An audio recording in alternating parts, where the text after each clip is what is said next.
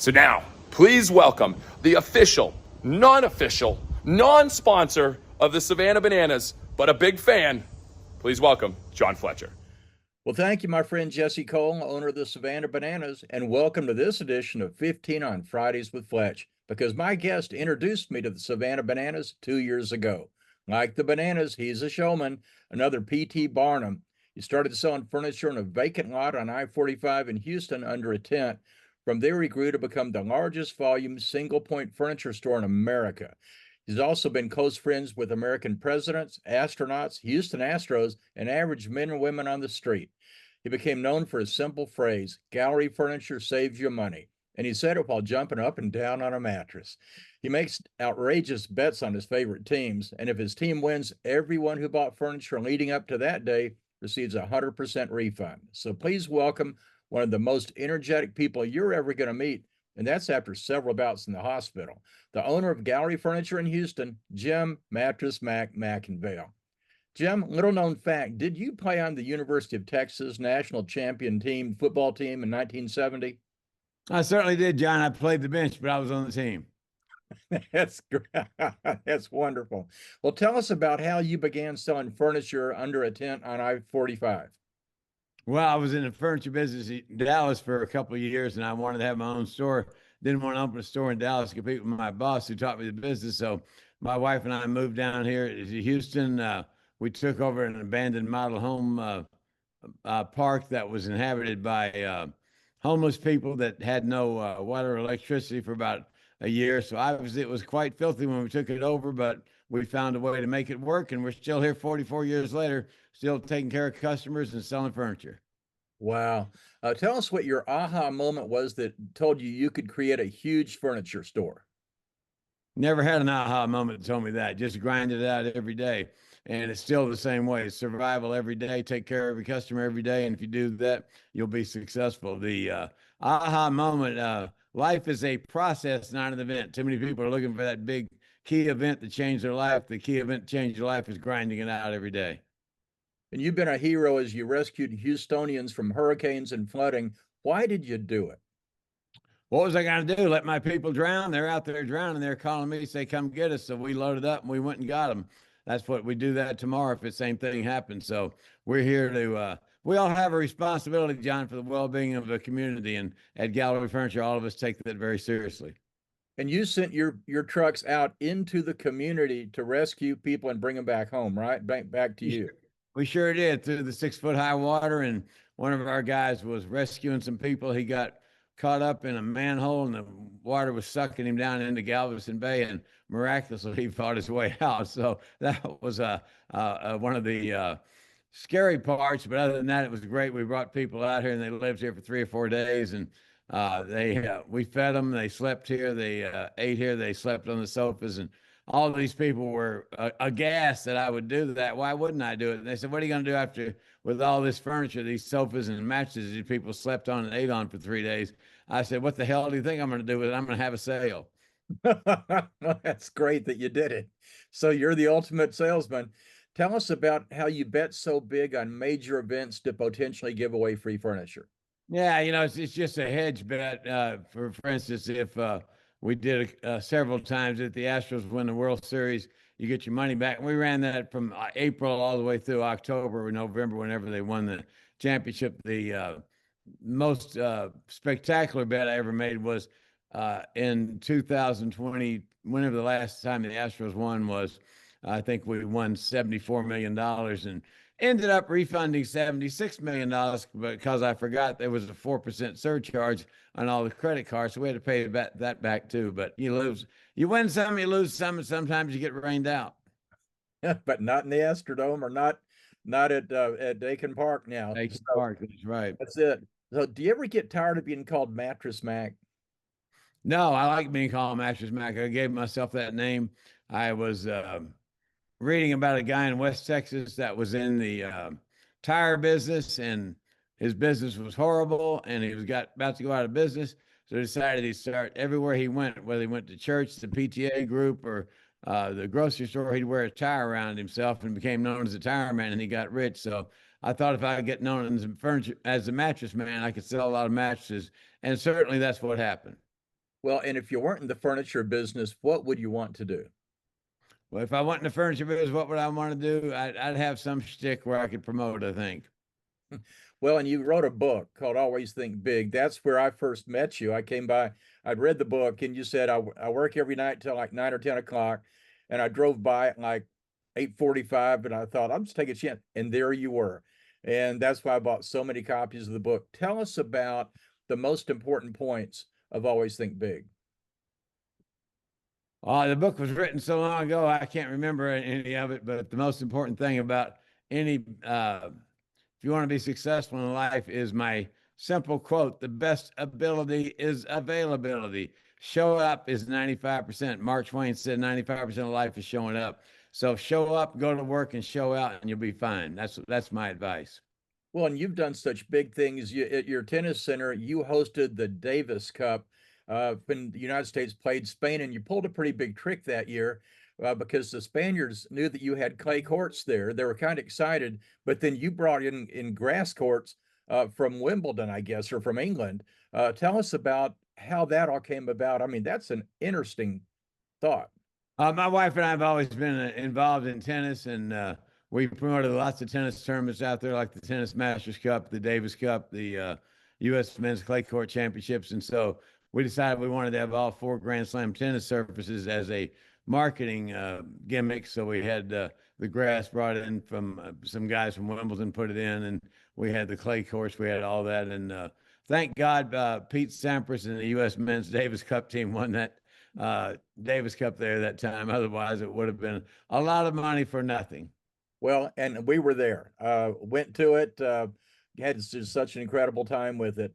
So tell us at Gallery Furniture, you're known for even, I said, having food and everything. It's not just a furniture experience. Tell us about that. Yeah, we try to entertain the children and entertain the adults, and we feed our team members free lunch and dinner every day. What I've found is that when people eat together, they become friends and get to know each other, and it builds a sense of community. So we have a rule as far as our team members go: you can't have an iPhone or iPad in the lunchroom. You got to sit there and actually talk to the person next to you. Imagine that, and all sorts of things are fine. Some guy has a problem, the person next to him may be able to solve it. So it's great for building community. One of the problems we have in this country anymore is we don't have a community. In 1900, the average size of the U.S. household was 10.5 people. Now the average size of the U.S. household is less than 2. So we're trying to build a sense of community here. Well, and you've always had some entertainment elements at Gallery Furniture too. Tell us about it. One time you had a bowling alley. Tell us We about. had bowling alley. That damn bowling alley broke too much, so we took it out. We had dinosaurs in here, and they were big animated dinosaurs. They scared the kids when the kids came in, so we had to take those out. And the entertainment now probably is me, because I'm like the monkey in the zoo. Well, as you look at the next thing that we're going to see, I know that you were shooting commercials this morning. It's starting at 7 o'clock. We appreciate you making time for us. If you're not jumping up and down on the mattress anymore, tell us about a typical commercial. We're making commercials now about different products that we have, like the fabulous Mack recliner that's been very successful for us. It is a recliner that people can sleep in. A lot of people can't sleep in mattresses because they had surgery or they had a heart operation or whatever. So we're selling a lot of those and promoting that, and just teaching people about the benefits of getting a great night's sleep, whether it's in a mattress or a recliner. So when people talk to you about the things that you've done in the community, what are a couple of the statements that they made that just really touched your heart the most? About once a week, somebody sees me and they break into tears because I did something for them that was memorable 20 to 30 years ago. I had this lady come out here yesterday that was buying furniture, and I spoke at her junior high school way back when about saying no to drugs. And she said she took that to heart, and many of her friends didn't, and they went down the wrong road, and she's been very successful in life. She attributes a lot of that to my speaking at her junior high school. So things like that are quite impactful, and we're still out there trying to make a difference. We all have a responsibility, John, for the well-being of the community, and too many people just think about how much money can I make and how many material possessions can I accumulate. We're thinking about how we can make Houston and Texas a better place. So now, are you still addicted to lifesavers like you were several years ago? Yeah, I'm still addicted to John Fletcher's Lifesavers. uh, Folks, I send them a big bag, about 2 pounds of lifesavers about every couple months. Yeah, And no sugar in those. no, not a bit of sugar. They're perfect. They're great. Well, tell us about, if you're speaking to aspiring entrepreneurs, what does somebody need to know about elevating their business to the next level? Yeah, first of all, you got to find a job you love to do. You never have to work a day in your life. If going to work is a chore, find something else. And if you're going to be an entrepreneur, you got to be willing to be broke for years, because it's not going to be success, overnight success. People come to me all the time and they say, "I understand you became an overnight success." I say, "Yeah, it just took 44 years and counting. But now I'm retired. I only work half a day now. That's only 12 hours a day, so I'm working half days." Oh, that's great. And you've done some outrageous things. You bought the Grand Champion steer at the Houston Livestock Show. What are some more of the outrageous things that you've done over the years?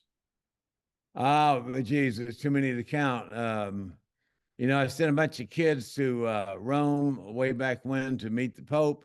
I flew a plane out to the Astros game, World Series against the Dodgers, when the first time the Astros won the World Series in 2017. I did a bet on Super Bowl one time. I didn't hedge the bet. I lost $9 million on that.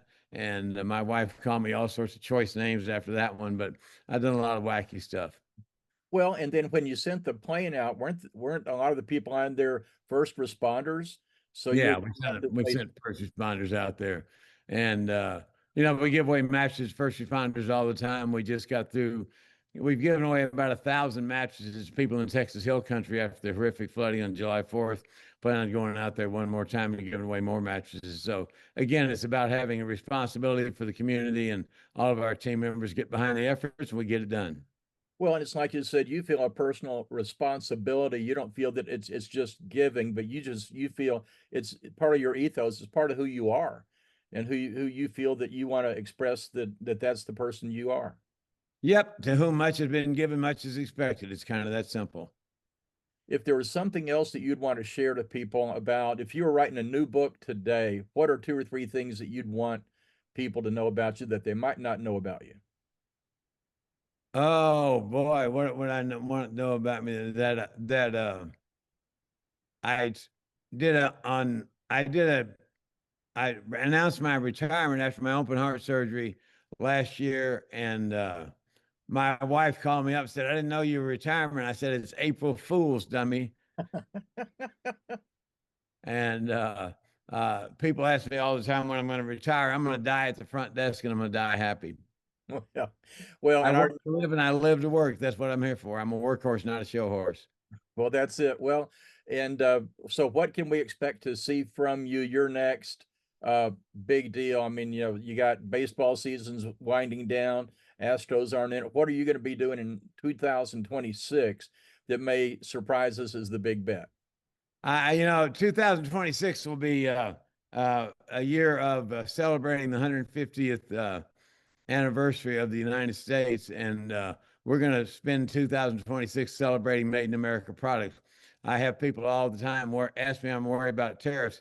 There's no tariffs on American-made products, so we will continue to promote American products. We will continue to promote American jobs. What we need is to get more people in this country to work, get them off welfare, because work brings purpose and meaning to life. So what you can expect from me in the future is continue to promote the fact that work is life's greatest therapy. Well, and you also help with education with kids. Tell us about that real quickly. Yeah, we've got a high school out here for students that are 16 to 26 that never finished high school. In fact, I just saw a bunch of them walking across the store here, getting to the classroom. We have those are the least last and lost kids that dropped out of school. So we have a free high school for them as we try to get them educated. And we also have a place called Work Texas, where we teach skilled trades to Texans. The state of Texas is in an absolute acute shortage of electricians, pipe fitters, welders, all sorts of skilled tradesmen right now, because for every 2 that get hired on, 3 retire.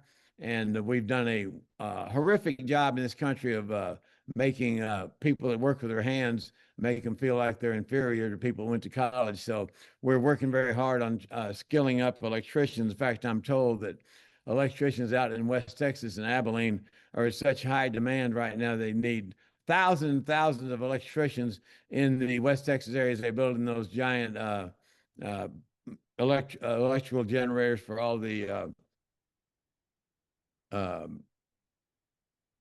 the oil field. Chat GPT stuff, you know, Oh, yeah, for the right. AI generation.